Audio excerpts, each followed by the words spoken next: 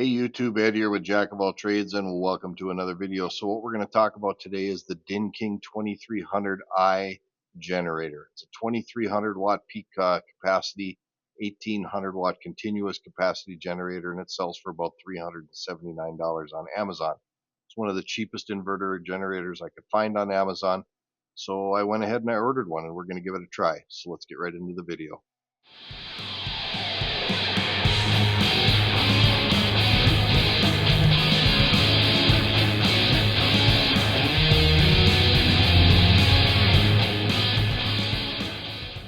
And welcome back. So yes, like I stated in the intro, I picked up one of the cheapest inverter generators I could find on Amazon to run my little camper with.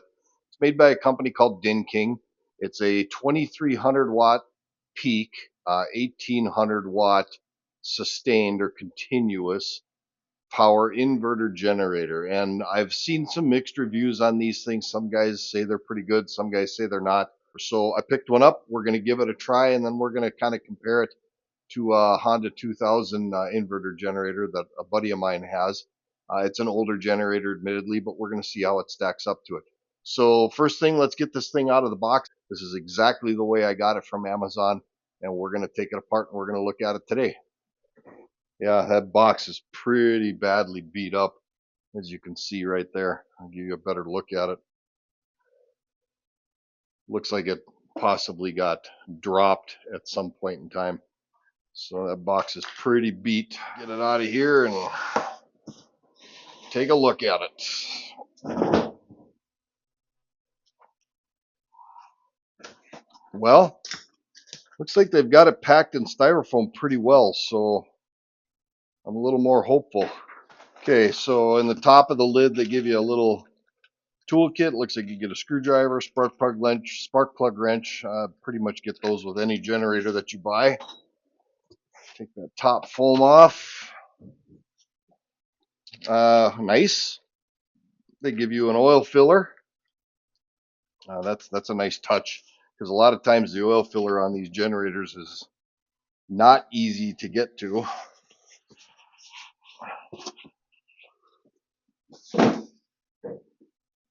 Surprisingly light.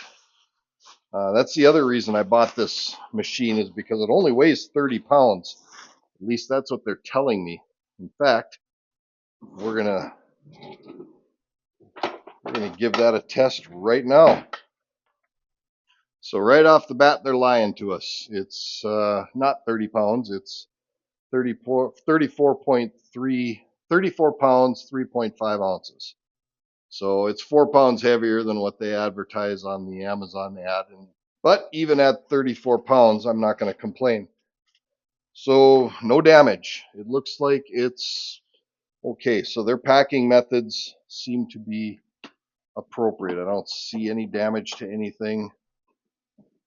Around this side, yeah, no damage. So it seems like they did all right with the packing. So fit and finish of the machine, just looking at it right out of the box, it looks like it's pretty solid.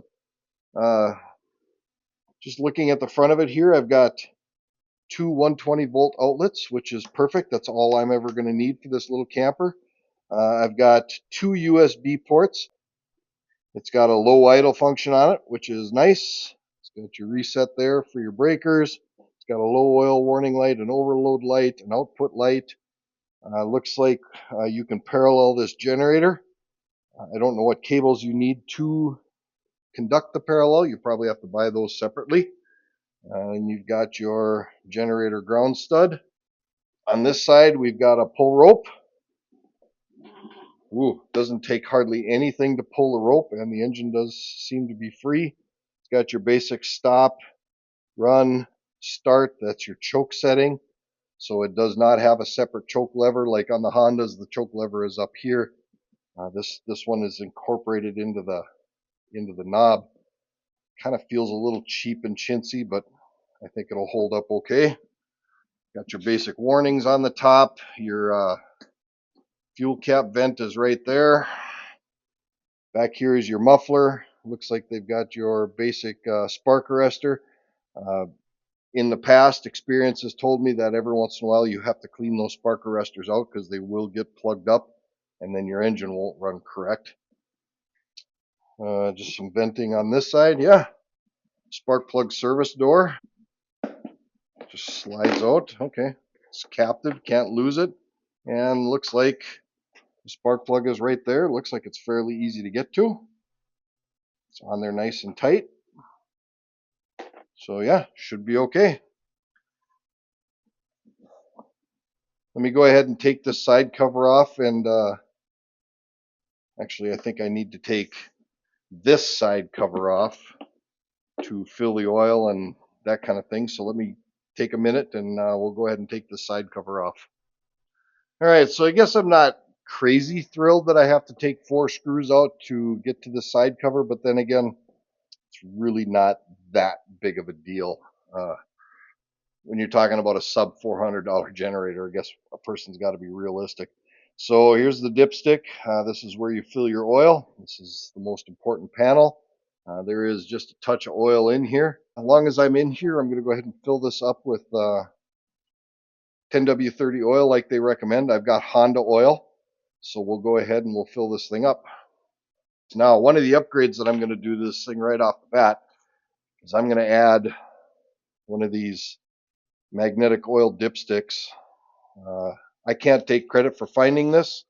I watched another content creator find this product that is supposed to fit this generator, but I will put the link down below. He also turned me on to these different O-rings, because the O-ring they give you is round, and he claims that that round O-ring doesn't seat quite as nicely as the flat ones do. This is the round one that they give you, and I guess I could understand that. He says that it kind of extrudes out when you tighten it down, and he much prefers the flat ones. I can see exactly what he's talking about, because as you tighten this down, that O-ring is pushing out. So I'm going to go ahead and use the flat ones that he recommended. I ordered those as well. I will also put the link to these rubber seals, these flat-faced rubber seals. I'll put that in the description as well.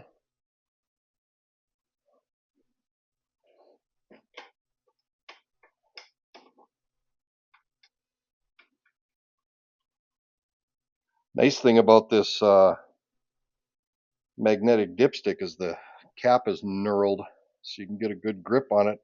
That's much better. Yeah, that's a good seal. Okay, we'll use that. So I'm going to throw this O-ring away.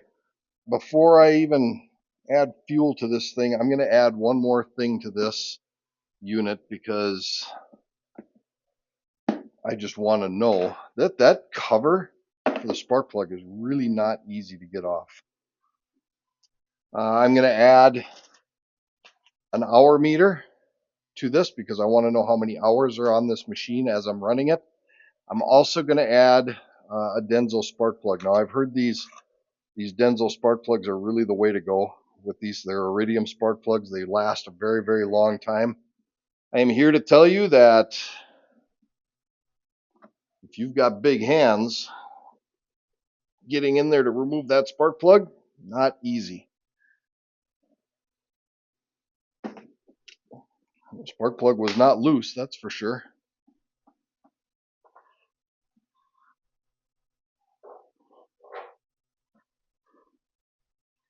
Does look like they ran this thing, so apparently they did run it. It's got an LG spark plug in it. We're going to replace it with the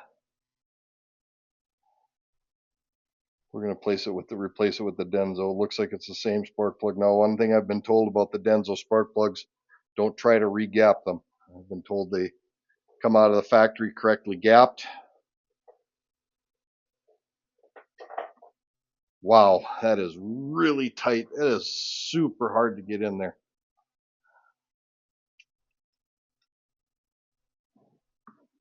So typically, what I've always been told, spark plug should be finger tight, and then use the wrench to turn an additional quarter turn to seat the gasket, which should be right about there. Okay, so we have the new spark plug installed. Now I'm going to install this this hour meter. These hour meters are supposed to be pretty simple.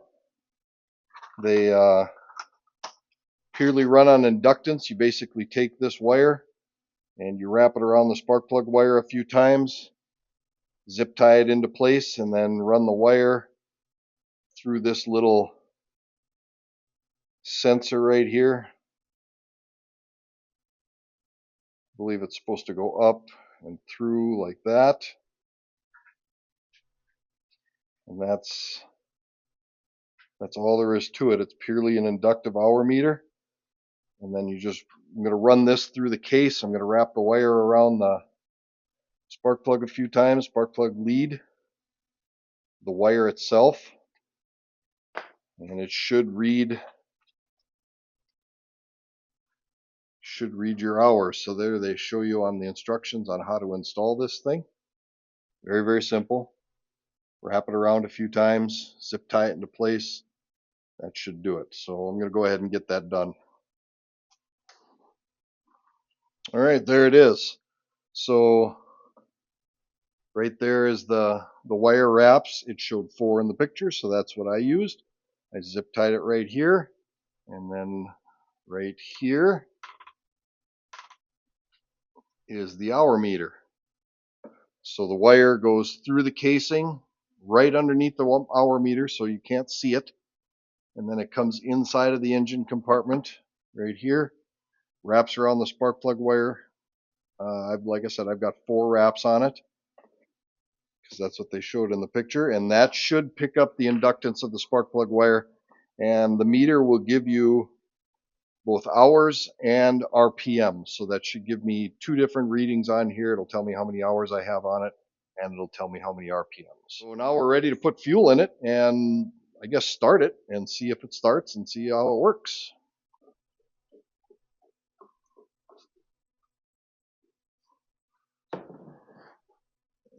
All right, full of gas. Wipe up my mess here.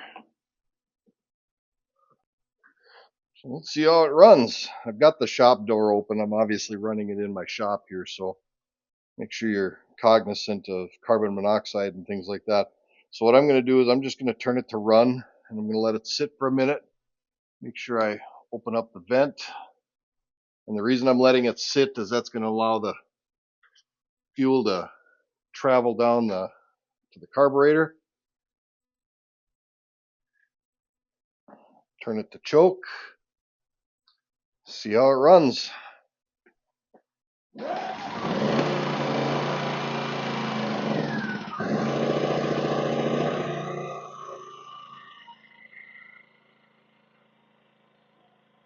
Wow, that thing fired off on the first pull.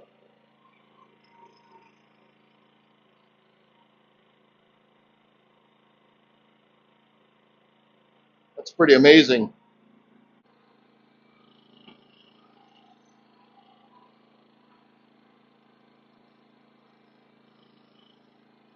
Oh, it works.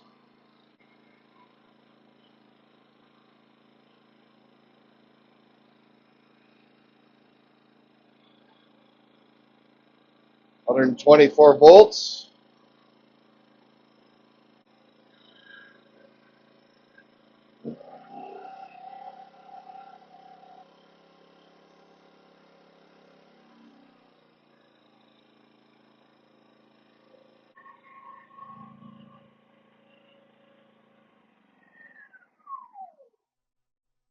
That's pretty impressive. Started on the first pull. Everything appears to be working. The only thing I didn't test was the USB. So far, I'm reasonably impressed. Started off on the first pull. I've had no problems with it. It's given good solid power, at least at an idle, just running off of the meter. I guess we'll find out when we've got a load on it, but I'm not going to put it under a load until I get at least an hour worth of runtime on it. So I'm going to go ahead and I'm going to set this thing outside. I'm going to let it run for an hour and change the oil. I'll come back and I'll change the oil on it, and then we'll put it under a load and see how it does.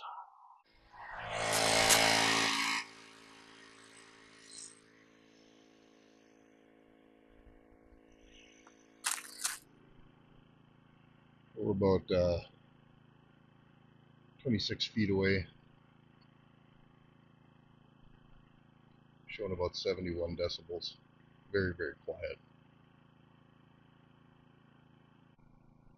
69 decibels from this distance. Very, very quiet. Not at all annoying.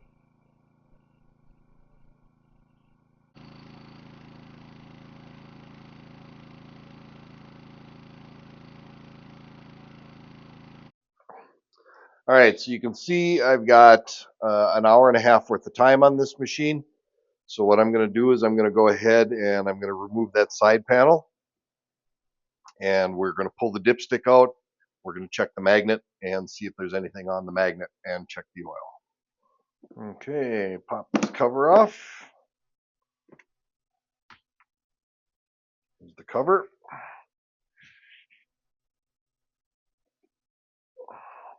Dipstick out. I'm going to put a paper towel under here just to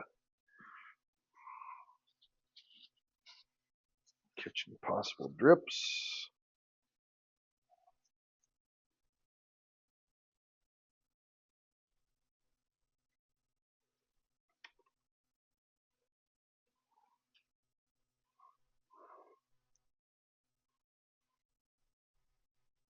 Okay, there's a little bit of really fine particles on there, but nothing I would consider abnormal. It looks like just general break-in. So yeah, I don't think we're too out of line here. Let's just stick that deck down in there and wiggle it around, see if anything else comes out. No, yeah, a little bit. So yeah, nothing I would consider crazy. We're gonna change the oil on this thing. I generally like to change the oil after the first hour of break-in, and then we're gonna run it. We'll do a power test. We'll do a power run up on it. We'll see how this thing tests out running my camper, and we'll take it from there. All right, so what I've done here is just to kind of get a baseline.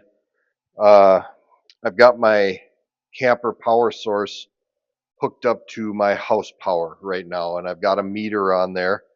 And let's just zoom in on that, and there you go. You can see the meter. You can see it's the camper's not pulling anything. It's just sitting idle. I've got all the circuit breakers off. Nothing is running. So if I go ahead and turn the light on, you can see now I'm pulling 4.7 watts off my camper, and that's just running the light, and it's also running the AC to DC power converter that I have inside to run that light. So that is my current app draw, and that's what I'm pulling right now off of standard house power. Now if I go in the camper and I turn on the heater, we're going to see a significant heavier draw, because I'm running a 500 watt heater. So now with the light and the heater running, I'm pulling almost 500 watts of power, 496.7 watts of power. And I'm pulling 117 volts coming from my house going through my power station. Let's check the voltage just running the lights. 119.6 volts just running through the lights. So this is pass through AC coming through my power station in my camper. Now I'm going to go ahead and I'm going to hook this thing up to the DINKIng generator, and we're going to see what kind of results we have with that.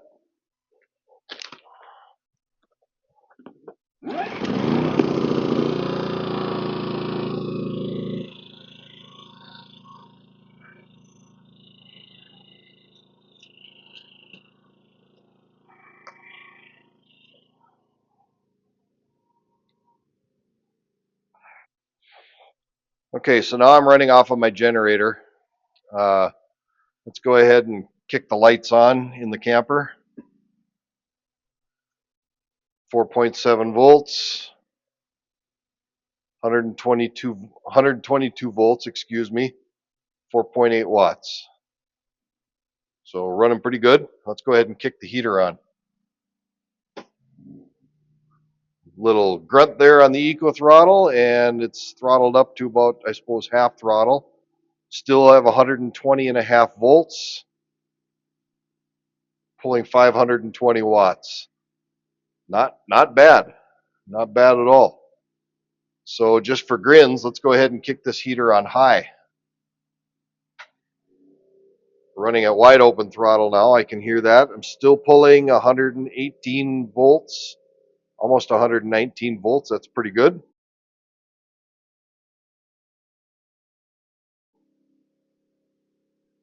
$972 watts. Of course, my throttle is running wide open on the generator, but it is pulling the voltage, and it seems to be running just fine. Let's go ahead and kick the heater down to low. Kick the heater off.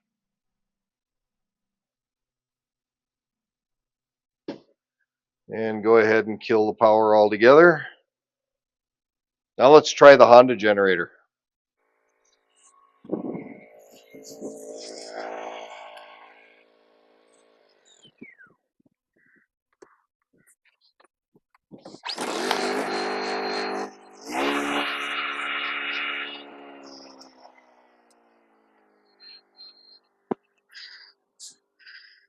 Okay, so I'm running on the Honda 2000 now.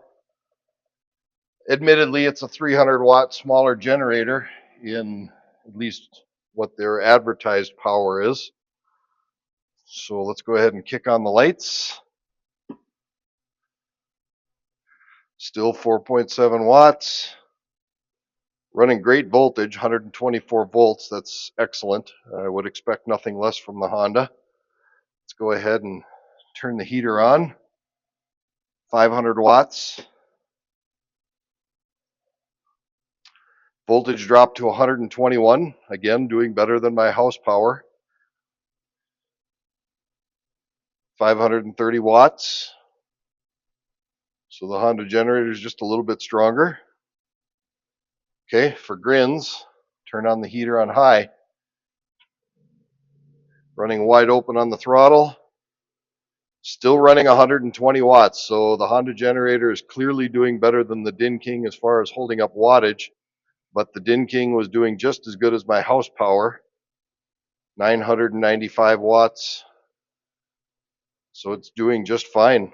So the Honda generator is beating out the DINKIng a little bit, even though it's a smaller wattage generator, it's holding better voltage. Go ahead and kick it on low. Kill the heater altogether.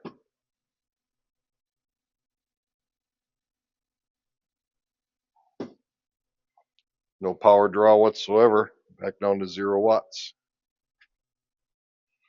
Okay, so now we're hooked back up to house power again just to run the test one more time. I'm still running 120 volts on the house power. I've got no power draw. I've got nothing on.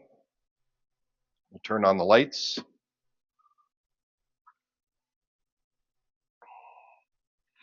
.7 watts, 120 volts. Let's try the heater on low. 506 watts, 118 volts. The DINKIng generator is actually doing better than my house power, but the Honda generator is doing better than the DINKIng. So let's go to high on the power or on the heater.